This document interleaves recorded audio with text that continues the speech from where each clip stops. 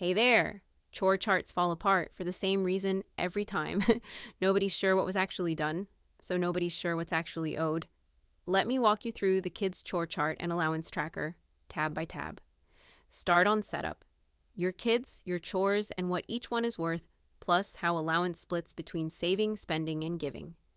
The weekly chore chart is the one that goes on the fridge. Who does what? On which day? Laid out for the whole week. The chore log records what actually got done, and when, which is the tab that settles arguments. Allowance and money split turns completed chores into money earned, then divides it into save, spend, and give automatically. The reward store lets kids spend what they've earned on things you've priced in advance, like screen time, a toy, a day out, and the dashboard shows completion rates and balances per child, so you can see who's earning and who's coasting. That's the whole workbook.